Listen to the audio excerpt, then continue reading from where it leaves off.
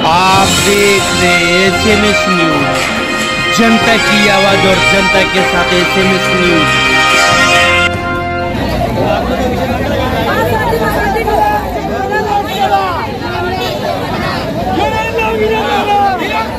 विरोध करो, विरोध करो, विरोध करो, विरोध करो, विरोध करो, विरोध करो, विरोध करो, विरोध करो, विरोध करो, विरोध करो, विरोध करो,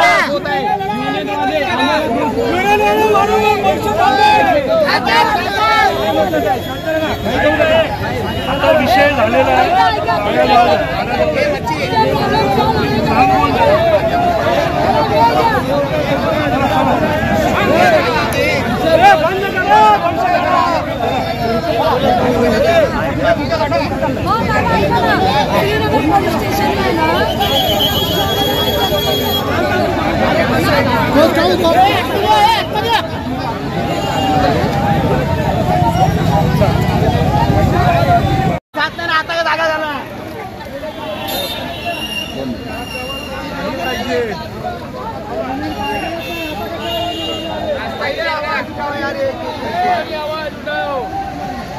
गरीबी हटाओ।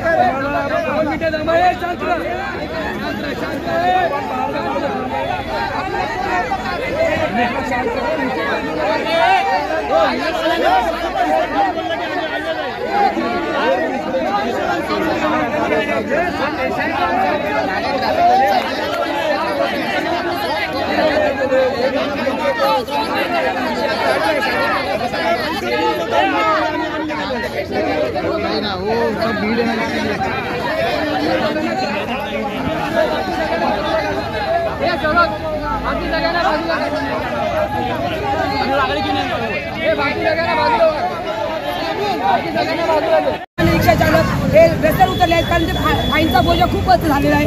आमच्या समस्या आम्ही त्यांना मांडल्या तर ते आम्हाला 100% रिझल्ट दिला आहे की ते पूर्ण होणार आहेत।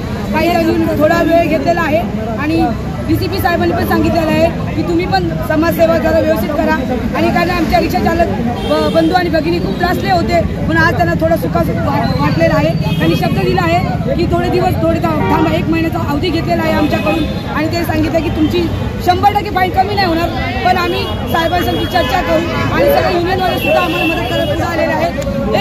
एक रिक्षावाला, लाख रिक्षावाला, सर्वसामान्य रिक्षावाला आज मदत उतरला आहे मैदानामध्ये। त्यामुळं मी सर्व रिक्षा चालकांना आवाहन करते की सर्वांनी एकजुटीने राहा आणि आपल्या मागण्या पूर्ण करा। धन्यवाद। ज्या ज्या रिक्षा चालकांवर काही अन्याय गोष्टी होत्या त्या संदर्भात DCP साहेबांशी आम्ही चर्चा केली। माननीय मुख्यमंत्री एकनाथ शिंदे साहेबांशी सुद्धा या संदर्भात चर्चा झालेली आहे।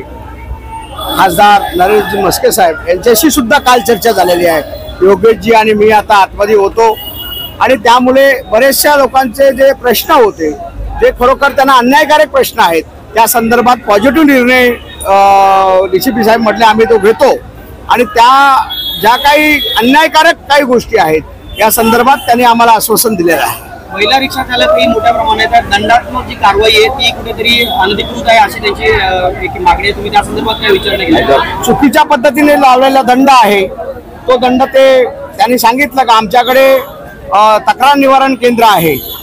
रिक्षावाल्यांनी तक्रार दिली का हा माझ्याकडे फोटो, आता तुम्ही मुद्दा घेतला का फोटो काढून दंड लावला जातो, तो फोटो त्यांनी इकडे येऊन तक्रार करावी आणि त्याचा आम्ही दंड माफ करतो तर ते आम्हाला अधिकार आहेत असे DCP साहेबांनी स्वतः सांगितलेलं आहे। तर त्या संदर्भामध्ये तुम्ही हे दिला का बाई हा दंड माझ्यावर चुकीचा लावलेला आहे, ह्या माझा फोटो काढून हा केलेला हा चूक आहे, अशा प्रकारचा त्यांनी या ठिकाणी तक्रार निवारण केंद्र ठेवलेलं आहे आणि त्या संदर्भात प्रत्येक रिक्षावाल्याला तो अधिकार आहे। तर आपल्यावर जर चुकीचा अन्याय झाला प्रत्येक नागरिकाला तो अधिकार असतो आणि त्यामुळे त्या ठिकाणी तो दंड सुद्धा माफ करण्याची तरतूद या ठिकाणी आहे। मध्यमवर्गीय रिक्षा चालक आहे, अनेक गरजू रिक्षा चालक जे आता रिक्षा चालवत आहेत, अनेक संघटना वेगवेगळी भूमिका घेत आहेत, त्याच्यामुळे रिक्षा चालकांमध्ये संभ्रम निर्माण झाला. त्या संदर्भात काय सांगतात? नाही, रिक्षा चालक बघा, या सोड रिक्षा चालक हा ठाणेकर आहे आणि त्या रिक्षा चालकाला तो त्याचा उदारनिर्वाह करण्यासाठी तो रिक्षा चालक आहे.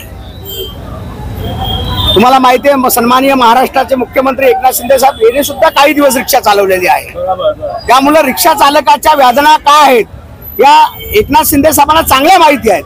त्यामुळे 50 रुपयाचा जो दंड पर डे जो याला पासिंगसाठी लावला होता, जसा आम्ही लोकांनी शिंदे साहेबांना निवेदन दिला, तातडीने मुख्यमंत्री एकनाथ शिंदे साहेबांनी तो निर्णय घेतला सभागृहामध्ये आणि तो दंड माफ करण्याची तरतूद केली.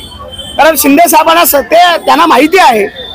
आमचे खासदार नरेश म्हस्के साहेब यांच्याशी काल चर्चा झाली. एकनाथ भोईर साहेब असतील, मी असेल, आम्ही चर्चा केली आणि म्हस्के साहेबांनी मुख्यमंत्री साहेबांनी चर्चा केली. या संदर्भात येत्या आठवड्यामध्ये आज आम्ही डीसीपी साहेबांची भेट घेतली आणि ह्याच सगळ्या संदर्भात पॉझिटिव्ह करून मुख्यमंत्री साहेबांकडे आम्ही चर्चा करणार आहोत. आणि यामध्ये 100% मला जी खात्री आहे, शिंदे साहेब चांगल्या प्रकारे आम्हाला न्याय देणारच आहेत, न्याय दिलेलाच आहे आणि अजून चांगल्या प्रकारे न्याय देतील. आणि हे आंदोलन इथं संपलं असं आम्ही बोललेलं आहे सगळं इंडियननी. आणि ठीक आहे, थोडा रोष असतो, तो रोष आज आम्ही म्हणजे रिक्षावाल्यांनी दाखवलेला आहे, पण त्यांच्या सहानुभूती विचार करून शिंदे साहेब चांगल्या प्रकारे न्याय देतील. रिक्षावर लावलेला दंड असो किंवा वाढीव दंड आहे किंवा अनेक ठिकाणी व्हिडिओतून काढून फोटो अपलोड करणं, अशा विविध मागण्या आहेत रिक्षावाल्यांच्या.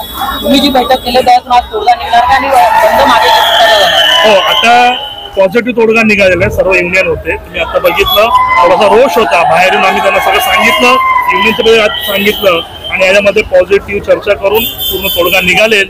पुढच्या 15 दिवसामध्ये एक चांगली गुड न्यूज रिक्षावाल्यांसाठी भेटेल.